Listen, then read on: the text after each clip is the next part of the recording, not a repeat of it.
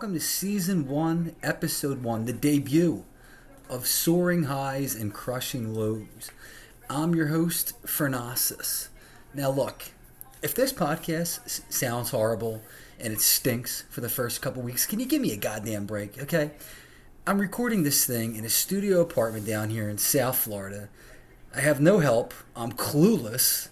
Even though I was born in 1990, I know absolutely nothing about computers. So look, just give me a break. If you don't have anything nice to say, then don't say it at all.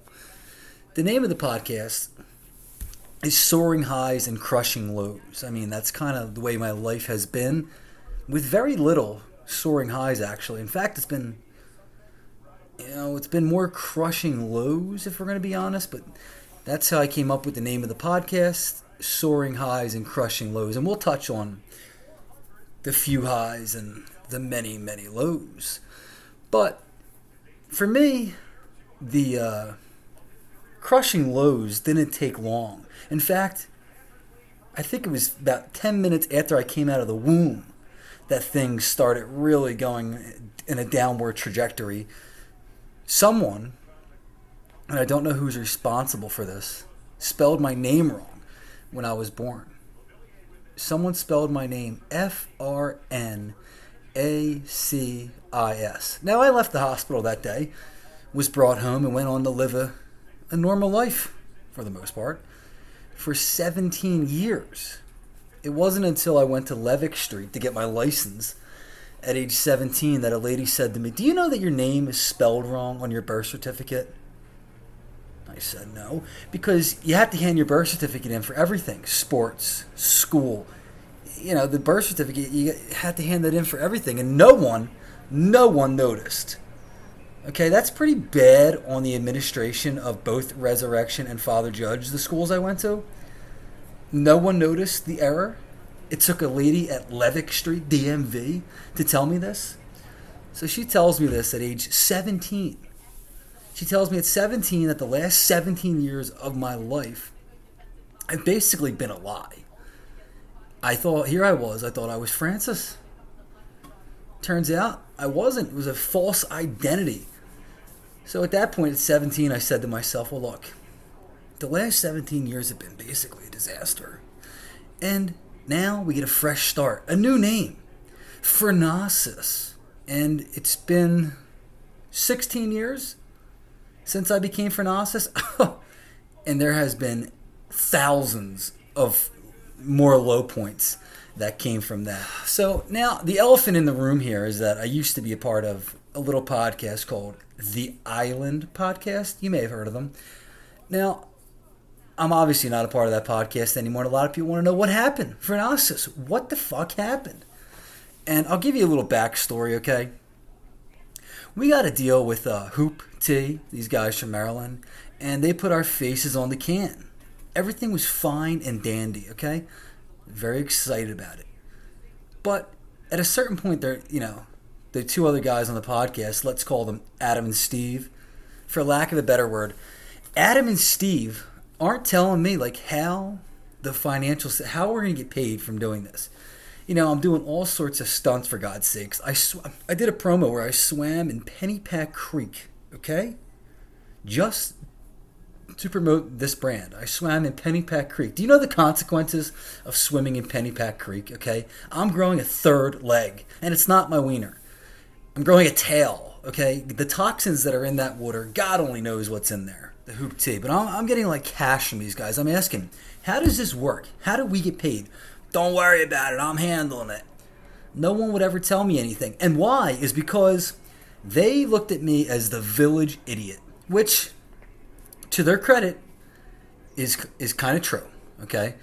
I was getting belligerent drunk and doing the bar reviews. However, I would think the reason the Island Podcast has any sort of notoriety is because of these bar reviews and this nonsense that I was doing. Basically, I'm the village idiot, not telling him anything. So then I make the decision to move to Florida, which in hindsight has been, the move to Florida for me, okay, has gone as well as the Bay of Pigs has gone, okay? But here I am, still down here in Florida. It's been 16 months, okay? So not bad. But anyway, when I moved down here, I tell them, hey, look, I'm still going to be involved with the podcast. I'll just do content from afar. No problem. So months goes by, Hoop T's not paying these guys, and they're not really posting my content. I was doing some pretty wild stuff. I mean, I was doing driving Lyft, and some crazy things were happening in my Lyft. A kid shit in the back seat. A woman tried getting in the car moments after giving birth. To me, this sounds like great content. I was going to call it Lyft Rides with Frank. But Adam and Steve weren't hearing it. They didn't want to do it. They said, listen, we're trying to work on something with Sea Isle. Now, this is where Little Iceman, as I call him, the owner of Sea Isle Ice, Little Iceman, he decides he's going to buy it, maybe buy out Hoop T, I really don't know. But Hoop T's not involved anymore. So there's a sort of a limbo period there, and I'm wondering, like, what the hell is going on? Am I still involved? Am I not still involved? Then the new can comes out, and suddenly, miraculously, my face has been eliminated from the can. Okay? And Steve tells me, oh, dude, don't worry about it. It's just whatever. What do you mean? You took me off the damn can. To me, that was a red flag for me. And I'm trying to tell these guys, yo, what's going on? What's going on? They keep me out. So one night I get belligerent drunk, if you can believe that. And I tell them, listen, motherfuckers, take my goddamn videos down. Take all my fucking videos down. So the next day I wake up, the usual shame, guilt, etc. Then I go on their Instagram and realize, oh my God, Adam and Steve actually took down all my videos. I mean, I couldn't believe it. Some of them had, there was the bar review with Jessica. That was fantastic. Delete it. So they got rid of all my shit. All right? That's pretty much what happened, and we're just going to close the book on it. I wish Adam and Steve all the best of luck. I really do. I'm not talking shit, but that's my side of the story. There's 3 sides to every story. There's, his, hers, and the truth. What the truth is, maybe we'll never know. But now, I like I said, I wish these guys the best of luck. It's just that, my God, the content is brutal. And they're funny guys, Adam and Steve, so I really don't know what's going on. But I have my suspicions, okay? I think the Little Iceman is a corporate pig, okay? He's a multi-millionaire. He's probably 5'2". How can anybody fucking relate to this guy, okay? I can't relate to him. He freezes water for a living and he's a millionaire. I don't get it. So this podcast, we're more focused on Joe Sixpack, all right? The little guy, Joe Sixpack. We're not worried about some multi-millionaire jerk-off ice vendor. And by the way, I've never really been a fan of Sea Isle. They don't like us and we don't like them. We're Wildwood scum. You better accept it.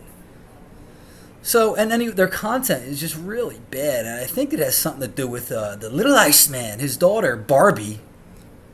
I think she's like almost controlling this content. My God, it's boring. Anyway, we're going to stop talking about them and move on to my podcast. I'll tell you guys what, though. In Philadelphia, there seems to be a war going on with spiked iced tea. Every day there's a new spiked iced tea. And they're all pretty much the same bullshit. I'm not really interested in it. If you want a good one, by the way, head down to Fishtown, okay? Interstate Draft House, used to be Moe's. And head on in there, and they have Fishtown iced tea. Let me read you what is in Fishtown iced tea. Vodka, rum, tequila, triple sec. It's basically a Long Island iced tea. I'm sipping one now. They're 9%, by the way. 4 or 5 of these. Listen, this is the perfect drink to start the night off. See, I had 2. I can't even speak. Start the night off with. You have 2 or 3 of these. Now you got a buzz. Now you're out the door, okay? And when you go to like a bar and you ask the bartender for a Long Island, he's probably going to look at you like, what the fuck? I don't feel like making this shit. And I'll be honest, I was a bartender for like 4 years. I don't even know what the hell is in a Long Island. So this just makes everybody's life a lot easier. Fishtown iced tea. They used to, the Arctic Splash. Go down there, get yourself a ceramic glass, and give it a try. I mean, I think it's fantastic. 9%. Yee! Can't go wrong with 9%. All right. Now let's get into the podcast. Basically, we're gonna have some segments on this show, and one of the segments this week is going to be something that's a little taboo, something that nobody really wants to talk about. And I'm going to pick subjects like this once a week. And the subject of this week is shitting your pants as an adult. Shitting your pants as an adult. Actually, shitting your pants in your 30s. How's that? And I spoke to a few people, and there's a lot of people out there that don't have easy access to a bathroom. I'm talking about the postal workers. I'm talking about the truck drivers. Well, firefighters, what are they doing all day? Saving a few kittens here and there? They're cooking dinners. They're always on the john. They're always shitting. Cops, however, probably have a little bit difficult time with this when they're on the job and they got to shit. And shitting your pants as an adult is really embarrassing and it's shameful, but we're going to talk about it. And I'm going to tell you the worst shitting your pants as an adult story that I have. This is about 2 years ago, okay? And the morning starts off like any other morning. I'm working for an ice cream company. I have an ice cream delivery route, and it went all the way up to North Jersey. So I stop at the Dunkin' Donuts right there on Woodhaven. I think it's Woodhaven, whatever. I get the huge, large coffee, cream and sugar, everything bagel, cream cheese on the side. I don't trust anyone putting the cream cheese on it, especially Dunkin' Donuts. So I sit in the parking lot. I have the coffee. I have the cream cheese bagel. Now let's rock. Now we're driving up the turnpike. So far, so good. To give you a visual, the New York skyline is on my right-hand side now. The skyline is in view. And my tummy starts rumbling a little bit. And you can tell. I mean, I can tell right away. This is bad. This is probably what a woman feels like when she's about to give birth. And she, the water breaks. The water broke for me. I'm going to shit. I'm like, I'm driving down the highway. Oh, no. I'm about 24 minutes from my destination. And this is problematic. I'm changing colors. I'm touching cotton. That means the poop is exited the body and is now touching the cotton fabric of my underpants. I'm going to shit myself, okay? I am panicking. I'm flying down the turnpike. Now, finally, I get off the turnpike. Now, here's the situation. When you got to shit this bad, where do you go? Not a lot of places. Wawa is always a go-to. Wawa, you can always get in Wawa. The problem is Wawa is, most of the time, when you got to shit and you get in that bathroom, someone's already in there. And then you're rattling the damn door. You can't get in. So, Wawa, while it's always there for you, it's a crapshoot. I decide my first delivery of the day is at Welsh Farms, okay? I pull into the Welsh Farms. I'm sweating, okay? I'm changing colors. I look like a woman about to give birth. I run into the store. I see the bathroom. I run right up. Boom. Push the door. It doesn't open. It's locked. Oh, I almost fall to my knees. I tell the guy behind the counter. He's an Indian fella. I say, "Sir, can I please use your bathroom?" No customer use the bathroom. I said, please, I'm a delivery driver. I have to go. I'll pay you. No one uses bathroom. I said, oh my God. At this point, I give up. At this point, I shit my pants so violently, so excessively. I mean, it was, Pompeii was that's what it was equivalent to, the volcanic eruptions of Pompeii. And it's coming out, and I am just submitting to it. And there's nothing I can do. The shit is coming down my leg. Okay? It's really bad. Some particles are touching the floor. Buddy, what are you doing? I said, I told you I didn't shit my pants. So now I'm sitting there. Now, by the way, it's 7:45 in the morning. Okay, the day hasn't even started yet. Now it's basically over for me. I'm driving. Should I just go home? No.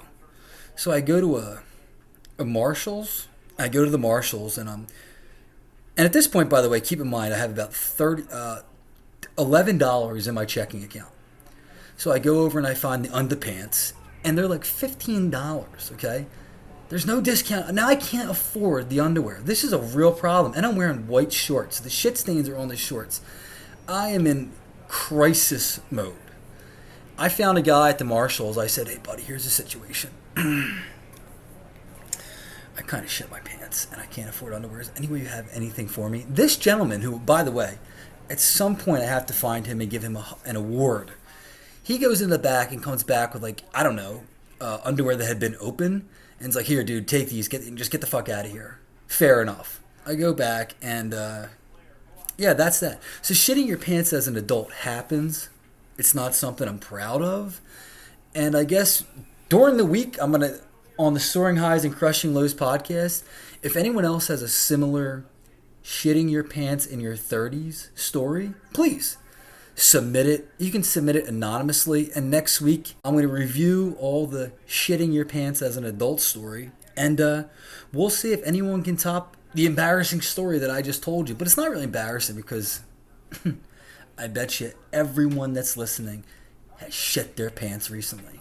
And if you're a woman, you're probably sitting there wondering, this is absolutely repulsive, but women, maybe they shit their pants too. And I think this is something that as a society, I don't know, maybe we should start talking about. Okay, moving on. By the way, if you do have a shitting your pants story, submit it to the podcast Instagram, Soaring Highs and Crushing Lows. Now, the next segment of the show is Gambling Corner. As you know, I am the world's worst gambler. And I've been trying to control it to only $150 a week. So I get credited $150.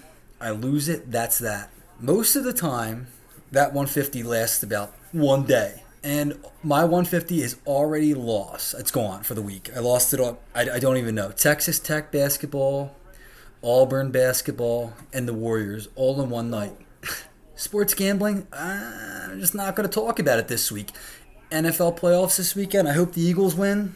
But to be honest with you, I don't give a shit. This is the problem with me. If I'm not gambling on something, I'm not interested. It's very sick. I need to go talk to a therapist about it, but I don't care about any sporting event. If I'm not gambling on it, if I can't win money, why would I want to see another 32-year-old man, a guy my age, making millions win a game? I don't give a fuck.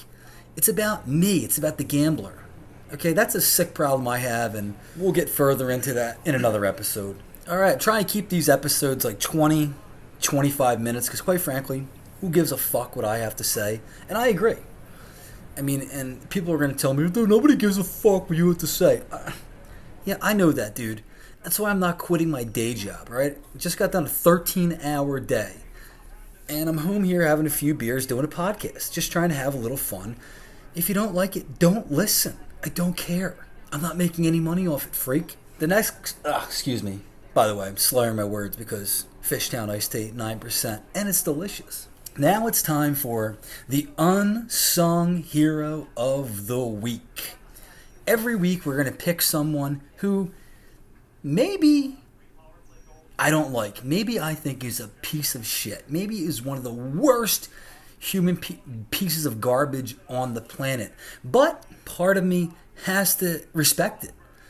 And my first nominee ever, first ever Unsung Hero of the Week, is a little girl from Sweden, Greta Thunberg. Maybe you know Greta Thunberg. She's a climate activist, and she's very certain that the world is going to end. You remember her from the video where she said, "How dare you?